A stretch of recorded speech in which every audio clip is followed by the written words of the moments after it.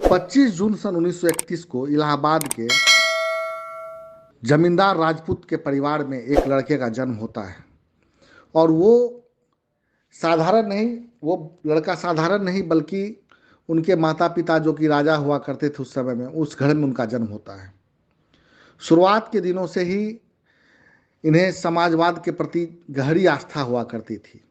और जब ये कॉलेज पहुंचे तो इन्हें मौका मिला अपने छात्र संघ के चुनाव को लड़ने का, और छात्र संघ के चुनाव को उन्होंने लड़ा और उपाध्यक्ष के पद पर ये काबिज हुए।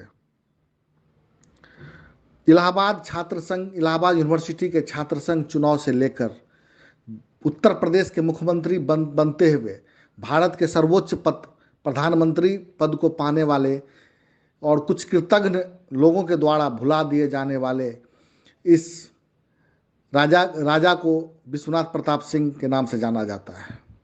ये वही विश्वनाथ प्रताप सिंह है जिन्होंने देश के अंदर में आधी आबादी को आरक्षण देकर देश और समाज की दिशा के रुख को ही बदल दिया था।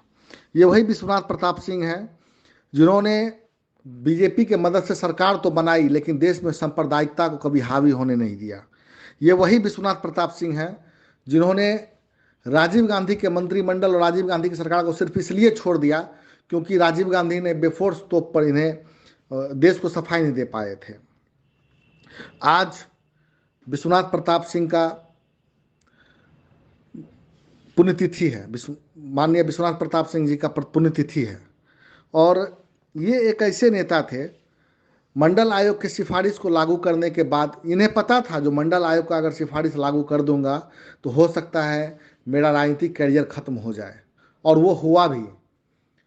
मंडल आयोग के सिफारिश को लागू करने के 27% ओबीसी आरक्षण लागू करने के बाद, जैसा कि सबको पता था कि सवर्ण तो इनसे नफरत करेंगे ही करेंगे, लेकिन इनके हिस्से का क्रेडिट भी उस समय के बैकवर्ड नेताओं के द्वारा ले लिया गया।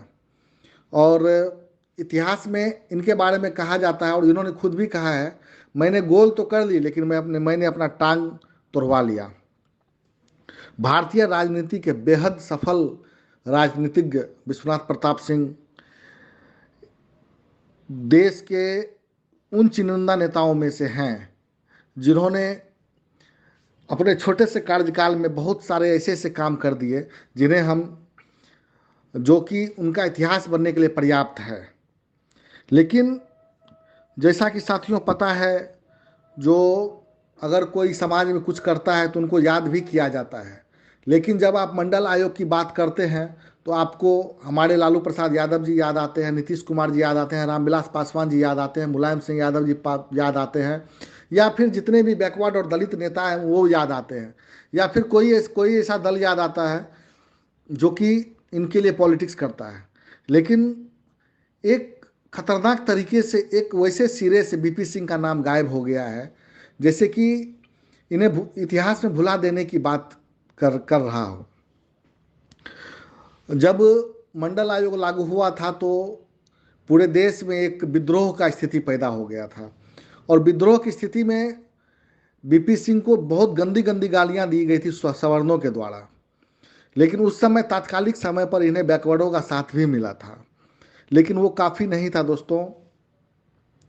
जब मंडल आयोग के खिलाफ में लालकृष्ण आडवाणी ने अपना रथ निकाला था, रथ यात्रा निकाली थी, राम रथ यात्रा जिसे बोलते हैं, और उस समय सांप्रदायिक दंगा न भड़ के उस समय इन्होंने बिहार में लालू जी के माध्यम से लालकृष्ण आडवाणी को गिरफ्तार करवा दिया था।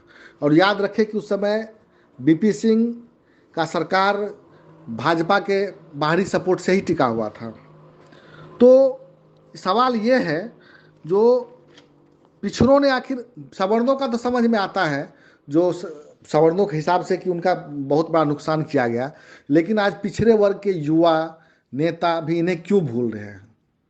ये एक बहुत बड़ा सवाल है, बहुत अनसुलझा हुआ और एक पहेली सा सवाल है, जो आखिर बीपी सिंह जो है इन बैकवर्डों के बीच में अछूते क्यों हो गए हैं, कि उन्हें याद नहीं किया जाता है। कुछ लोग बोलते हैं जो उस समय जो है जब राम मंदिर का प्रोटेस्ट स्टार्ट हुआ था, राम मंदिर का जब आंदोलन शुरुआत हुआ था, उस समय पिछड़े वर्ग के काफ़ी सारे युवा जो मूल मुद्दों से भटक कर ये राम मंदिर वाले मुद्दे पे चले गए थे। शायद ये भी कारण हो सकता है जो बीपी सिंह को बहुत ज़्यादा याद नहीं करने का।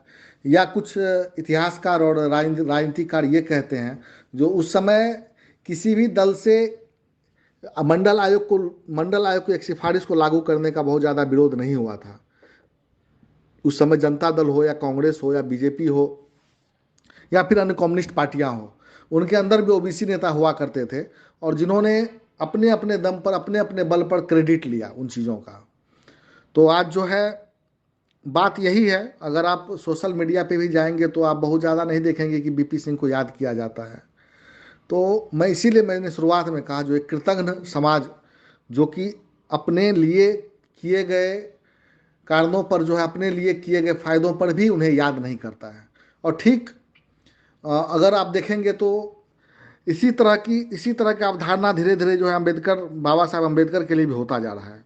खैर लौटते हैं, ये लगातार जो है प्रधानमंत्री पद से हटने के बाद भी जाहिर है जो लाल कृष्ण आडवाणी गिरफ्तारी के बाद इनकी सरकार गिर गई थी, उसके बाद तो देश के अंदर में इनको मोस्टली नफरत ही किया जाने लगा। और चूंकि उस समय मीडिया जो थी, उस समय क्या अभी भी मीडिया जो है सवर्णों के हाथ में है, तो उनके थ्रू भी इनको विलेन बनाया गया और जो कि काफ़ी हद तक ये लोग सक्सेस भी रहे इन चीज़ों को साबित करने में। और उसके बाद भी जो है लगातार आंदोलन से जुड़े रहे बीपी सिंह। ऐसा नहीं था कि राजनीति से ये साइड हो गए थे, राजनीति में आंदोलन में लगातार जुटे रहे। और बहुत सारी बीमारियों से ग्रसित बीपी सिंह का निधन जो है 27 नवंबर 2008 को एक अस्पताल में हुआ था। आज इनके निधन दिवस पर हम जो है पुण्यतिथि पर हम इन्हें याद करते हैं और उम्मीद करते हैं कि जो इतिहास इन्हें एक भविष्य इन्हें इतिहास में एक स्वर्णिम अक्षरों में इनका नाम लिखा ही जा चुका है। हम लोग चाहते हैं कि इनको और मजबूती से हम लोग रिप्रेजेंट करें। जय हिंद, धन्यवाद।